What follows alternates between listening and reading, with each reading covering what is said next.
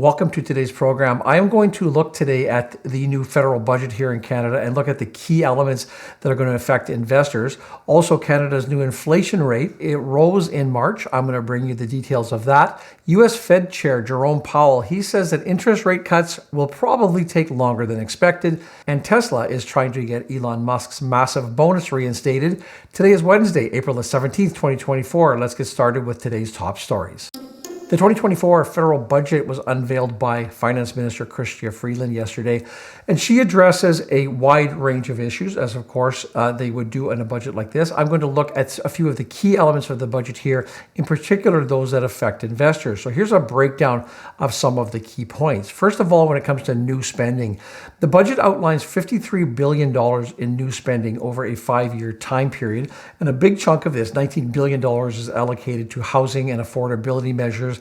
This is part of that ongoing effort to address the housing crisis here in Canada. From a revenue generation perspective, to finance this increased spending, the government plans to raise revenue through taxes on the top income earners and corporations. There will be changes to capital gains tax rules. They're expected to generate $19.4 billion in revenue. Also, there will be increases in excise taxes on tobacco and vaping products. So the budget here, it introduces tax increases on capital gains for high income earners.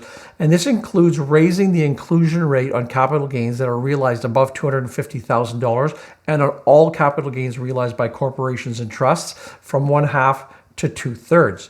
From a deficit and debt perspective, the budget forecasts federal budget debt increases to increase to $64.3 billion in the 2028-29 year. That's up from $35 billion in 2022 and 23. And the budget projects continued deficit spending. The smallest projected deficit is $20 billion in the 28-29 year. And the debt to GDP ratio is projected to improve slightly over the coming years. Sort of back to the housing initiatives front here, the government plans to utilize federal public land for housing construction, aiming to build 3.87 million new homes by 2031. And additionally, there are plans to reduce the federal office space by half and to prioritize land for student or non-market housing. And this budget proposes increasing the capital cost allowance rate for apartments from the current 4% up to 10%. Also, first-time homebuyers, they may benefit from an extension of a mortgage amortization to 30 years. Now, a lot of experts believe that these measures may not adequately address the entire housing supply issues. I tend to fall into that camp. There are also changes on the pension front here. A new federal working group, which is led by the Bank of Canada former Governor Stephen Poloz, he will be exploring ways to attract Canadian pension funds to invest domestically, particularly in large projects like infrastructure projects and airports. After a lot of pressure in the last few years, the government will be providing carbon price rebates to small, medium-sized businesses, expected to total $2.5 billion. And this measure aims to offset the carbon pricing costs that are borne by these businesses. They've also introduced a new federal benefit for people with disabilities that will be launched with a $6.1 billion funding over the next 6 years that will provide up to $2,400 a year to eligible individuals. There is a pharmacare provision in the new budget here. The budget allocates $1.5 billion over 5 years for the first phase of the National Pharmacare Program, which will initially cover cost-free contraception and diabetes medication. A few of the other highlights that we saw yesterday: increased funding for research, advertising of climate change policies, a budget boost to the Canadian Securities Intelligence Service, also additional funding for Indigenous health, education, and a loan program to facilitate Indigenous equity ownership in natural resources and other projects. And finally, the budget allocates over $800 million over 5 years to support energy retrofits for households with low to medium incomes.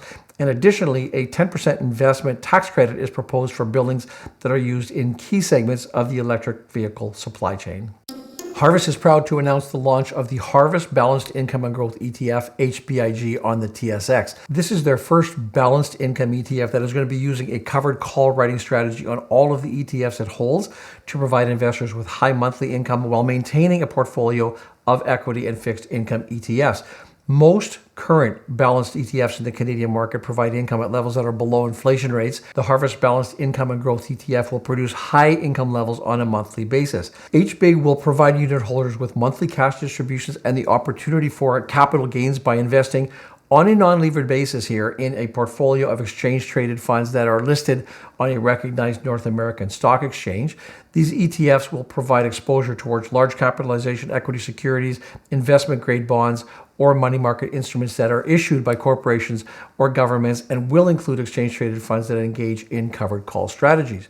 Now, for investors who are seeking more income, potentially higher returns, they've also introduced the Harvest Balanced Income and Growth Enhanced ETF, HBIE, on the TSX. This ETF will provide even higher levels of income and returns due to a 25% leverage position built into the ETF. You can learn more about HBIG and HBIE by visiting harvestportfolios.com. I will put a link in the description of this video. Also, in case you missed it, the crowdfunding campaign at Blossom is officially open. On the first day of the campaign, the initial goal was reached. They've extended it now to allow for more investors who might be interested. I will put a QR code on this screen. You can go ahead and scan that into your phone. That will take you to the Front Funder landing page where you can read all about this opportunity. Statistics Canada has announced the latest CPI numbers. In March, the annual inflation rate here in Canada rose to 2.9%. That is up from that 8-month low of 2.8% that we saw back in February. But this is roughly in line with the Bank of Canada's forecast of 3% in the first half of 2024. I'm going to cover some of the specific details of the reports. Shelter costs, that's always something we watch closely. They were up 6.5% year over year. Mortgage interest costs, a big chunk of that, the increase was 25.4% year over year, and this follows a 26.3% increase in February. Average rent growth, 8.5%. Transportation inflation, that was up 3%. That's higher than the 2.2% we saw back in February. Gasoline prices increased 4.5%, up from almost flat 0.8% last month. On a little bit of a positive note here, we did see food inflation at 3% in March. That's down from 3.3% that we saw a month earlier. Also, the Bank of Canada, it watches a couple of metrics very closely when it makes its interest rate decisions here. The CPI trimmed mean, that came in at 3.1% last month. That's down from 3.2% in February. And also the CPI median fell at 2.8%, down from the 3% the month earlier. Also, year-over-year core inflation, that dropped to 2.9% in March, down from 3.1% in February. So this decrease in the core inflation here, that will point towards the potential of easing in the overall inflationary pressures, and it does support a Bank of Canada rate cut, possibly as early as June. Now, on that topic, Tiff Macklem, he said last week, we are seeing what we need to see, but we need to see it for longer to be confident that progress toward price stability will be sustained. So overall, while we saw a slight increase in the headline inflation, the core inflation's decline, that might be enough to encourage the Bank of Canada to consider an interest rate cut in the near future. However, the decision will likely depend on more consistent trends in the inflation data. In a recent policy forum focusing on U.S. and Canada economic relations, a Federal Reserve Chair, Jerome Powell, he outlined the current state of the U.S. economy. He emphasized the persistent challenges that they're seeing with inflation. And he notes that despite strong economic indicators, like we've seen healthy growth, we've seen strong employment, inflation remains above that target of 2%. Powell did stress the need to maintain the current monetary policy stance longer in order to steer inflation back to the desired levels. He said, more recent data shows solid growth and continued strength in the labor market, but also a lack of further progress this year on returning to our 2% inflation goal. He also highlighted that while there has been a decrease in inflation, the reduction isn't sufficient enough or rapid enough to consider easing interest rates yet. Since mid-2022, inflation rates have moderated from their peak, but they began inching back up again in October of last year, and this might just suggest that it will take longer than initially expected for the inflation to align with that 2% Fed target. Now, Powell also said the recent data have clearly not given us greater confidence and instead indicate that it's likely to take longer than expected to achieve that confidence. Investors are starting to adjust their expectations, lowering the hopes of a rate cut this year. It wasn't that long ago you even heard talks of 6 or 7 cuts that were expected in this year. That's down now to 1 or 2 being anticipated. The next Fed meeting is on May the 1st. At this point, there's a 96% odds of no cut.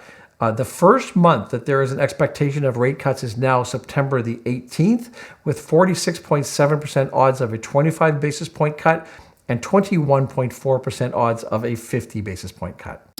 Tesla is once again seeking shareholder approval for a $56 billion compensation package for CEO Elon Musk.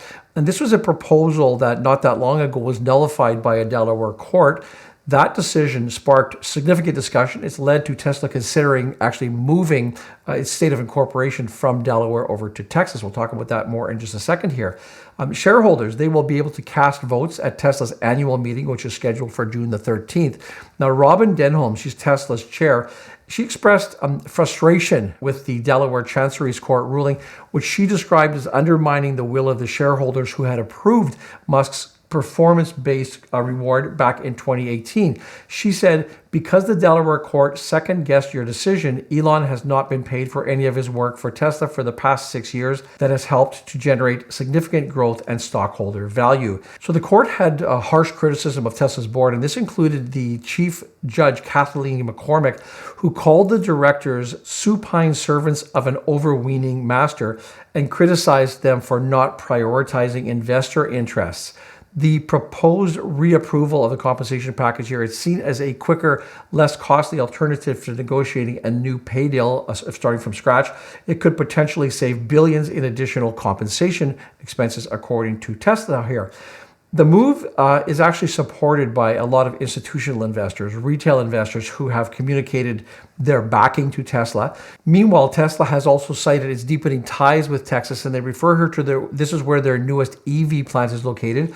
They're looking at that as a rationale for changing its state of incorporation to reflect its growing corporate identity with Texas. On Saturday, I will be sending out the next edition of our Pulse newsletter. I will put a link in the description of this video so you can subscribe there. As always, so much for watching this video. See you in the next video.